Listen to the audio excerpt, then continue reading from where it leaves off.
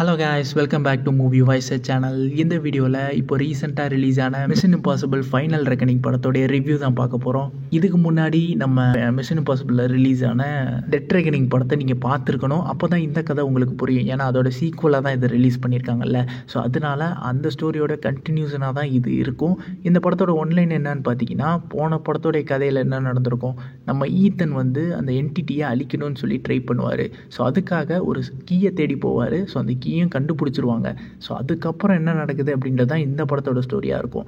அதாவது நம்ம ஹீரோ ஈத்தனை தவிர மற்ற எல்லாருமே அந்த என்டிட்டியை கண்ட்ரோல் பண்ணணும்னு தான் நினைப்பாங்க. பட் நம்ம ஈத்தன் மட்டும்தான் அதை அழிக்கணும்னு நினைப்பாரு. அதை வந்து இந்த படத்தில் சக்ஸஸ்ஃபுல்லாக முடிச்சாரா இல்லையா அப்படின்றது தான் ஸ்டோரியாகவே கொண்டு போயிருப்பாங்க.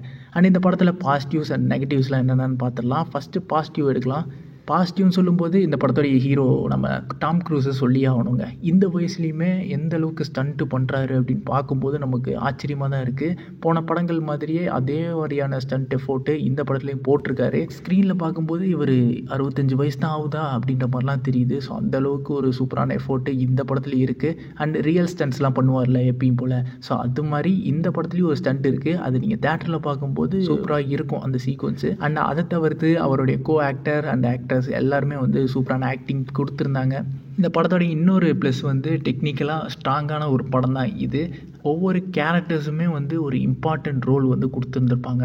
அதாவது ஒரு சின்ன கேரக்டராக இருந்தாலுமே அந்த கேரக்டருக்கு ஒரு ஜஸ்டிஃபை பண்ணியிருப்பாங்க. ஸோ அவங்க ரோல் எதுக்காக வந்தது அப்படின்னு சொல்லி.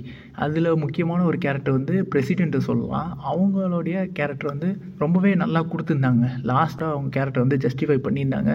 ஸோ அது வந்து எனக்கு பார்க்கும்போது ரொம்பவே நல்லா இருந்தது. அது மட்டும் இல்லாமல் நம்ம ஹீரோவோட டீமில் இருக்கிற ஒவ்வொரு கேரக்டர்ஸுக்குமே இம்பார்ட்டன்ட் கொடுத்தது. அதை தவிர்த்து சில கேரக்டர்ஸ்லாம் வரும். அது நீங்கள் படம் பார்க்கும்போது தெரியும். ஏகப்பட்ட கேரக்டர்ஸ் வந்து இந்த படத்தில் வந்துட்டு போகும். எல்லாத்துக்குமே வந்து ஒரு இம்பார்ட்டன்ட் இருக்கும். ஸோ அது ஒரு நல்ல விஷயமா இருந்தது இந்த படத்தில்.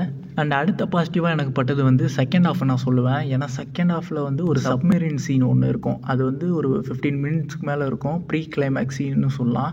ஸோ அந்த சீக்வன்ஸில் ரொம்பவே சீட் எடிச்சில் வச்சுருவாங்க நம்மளை. ஏன்னா அந்த மாதிரி நம்ம ஹீரோ எப்படின்னா அதுலேருந்து தப்பிக்க போகிறாரு, அடுத்து என்ன நடக்க போகுது அப்படின்ற மாதிரி ஒரு பதட்டத்துலேயே வச்சுருப்பாங்க. ஸோ அந்த சீனை வந்து தேட்டரில் நான் ரொம்பவே என்ஜாய் பண்ணி பார்த்தேன். ஸோ அது நீங்களும் பார்க்கும்போது அந்த ஃபீல் உங்களுக்கும் வரும். அண்ட் கிளைமேக்ஸ்லேயுமே அப்படி தான் கொண்டு போவாங்க. பட் அந்த ப்ரீ கிளைமேக்ஸில் வந்து அந்த சப்மெரின் சீன் வந்து ரொம்பவே சீட் எட்ஜில் உட்காந்து பார்க்குற மாதிரி இருந்தது. அதை தவிர்த்து இந்த படம் தான் வந்து லாஸ்ட் படமாக இருக்க போது மிஷன் இம்பாசிபிள் சீரீஸில் அப்படின்ற மாதிரி சொல்லிட்டு இருந்தாங்க. ஸோ இதை பார்க்கும்போது சரி ஈத்தன் இறந்துருவார் போல் அப்படின்ற மாதிரி தான் நினச்சிட்டு பார்த்துருப்போம். பட் இந்த படத்தோடைய கிளைமேக்ஸில் நீங்கள் பார்க்கும்போது உங்களுக்கே தெரிய வரும். அதை நான் சொல்ல விரும்பலை, ஏன்னா ஸ்பாய்லர் ஆகிடும். ஸோ நீங்களே பார்த்து தெரிஞ்சுக்கோங்க என்ன நடக்கும் அப்படின்னு சொல்லி. அண்ட் வேறு நெகட்டிவ்ஸ் எதாவது இருக்கா அப்படின்னு கேட்டிங்கன்னா எதுவும் எனக்கு எந்தளவும் படலை. பட் சில பேருக்கு வந்து ரன் டைம் வந்து ஒரு நெகட்டிவாக இருந்திருக்கலாம். ஏன்னா 2.25 மணி நேரத்துக்கு மேலே ஓடுது. கிட்டத்தட்ட 3 மணி நேரம் படம் தான் இது. மிஷன் இம்பாசிபிள் ஃபேனாக இருந்தீங்கன்னா கண்டிப்பாக இதெல்லாம் நீங்கள் நினச்சி கூட பார்க்க மாட்டீங்க. 3 மணி நேரமும் என்ஜாய் பண்ணி தான் பார்த்துட்டு வருவீங்க. ஏன்னா எந்த சீனுமே நம்ம கட் பண்ணிட முடியாது. ஏன்னா அந்த ஒவ்வொரு சீனை வந்து நம்ம கட் பண்ணிட்டோம்னா கூட அடுத்து நடக்கிறது வந்து நம்ம புரிஞ்சிக்க முடியாமல் போயிடும். ஸோ அந்த மாதிரி தான் இருக்குது. ஸோ எனக்கு அது வந்து பெருசாக படலை.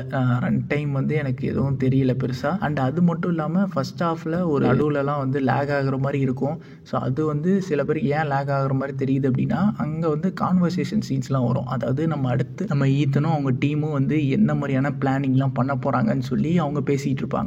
ஸோ அந்த சீன்ஸ் எல்லாமே கொஞ்சம் லேக்காக இருக்கிற மாதிரி இருக்கும். பட் அதுவும் வந்து தெரியாதுங்க. ஏன்னா செகண்ட் ஹாஃபு வேறு மாதிரி கொடுத்துருவாங்க. ஸோ அதனால உங்களுக்கு அதெல்லாம் எதுவும் பெருசாக தெரியாது. மற்றபடி நெகட்டிவ்ஸ் அப்படின்னு சொல்லி இந்த படத்தில் எதுவுமே கிடையாது. அண்ட் லாஸ்ட்டில் பார்த்தீங்கன்னா இந்த படம் தான் வந்து லாஸ்ட் படம் அப்படின்ற மாதிரி தான் முடிச்சிருந்துருப்பாங்க. இதுக்கப்புறம் வர்றதுக்கும் சான்ஸ் இருக்குது. பட் அது வந்து அவங்களுடைய முடிவு தான். பார்ப்போம், வந்தால் நல்லா தான் இருக்கும். டோட்டலாக இந்த படம் எப்படி இருக்குது அப்படின்னு கேட்டிங்கன்னா, மிஷன் இம்பாசிபிள் ஃபிலிம் சீரீஸில் இது வந்து எண்டு கேம் அப்படின்னு சொல்லலாம். அதாவது அவெஞ்சர்ஸுக்கு எப்படி எண்டு கேமோ அந்த மாதிரி மிஷன் இம்பாசிபிளுக்கு எண்டு கேம் வந்து இந்த படம் சொல்லலாம். ஏன்னா அந்த மாதிரி தான் வந்து கொண்டு போவாங்க, சீரியஸாக கொண்டு போவாங்க இந்த ஸ்டோரியை. ஸோ அது வந்து நீங்கள் படம் பார்க்கும்போதே உங்களுக்கே தெரியும் நான் ஏன் இப்படி சொல்கிறேன்னு சொல்லி. ஸோ நீங்கள் பார்த்துட்டு கமெண்ட் பண்ணுங்கள். மொத்தமாக நம்ம என்ஜாய் பண்ணி பார்க்கக்கூடிய ஒரு படம் தாங்க இது. கண்டிப்பாக தேட்டரில் போய் பாருங்கள். அண்ட் அதை தான் நானும் ரெக்கமெண்ட் பண்ணுவேன். நீங்கள் ஆல்ரெடி இந்த படத்தை பார்த்துருந்தீங்க அப்படின்னா கீழே கமெண்ட்டில் உங்களுடைய கருத்துக்களை சொல்லுங்கள், அதையும் பார்த்து தெரிஞ்சுப்பாங்க. அண்ட் சில பேருக்கு வந்து வேறு ஒரு ஒப்பீனியன் இருக்கலாம் இந்த படத்தை வச்சு.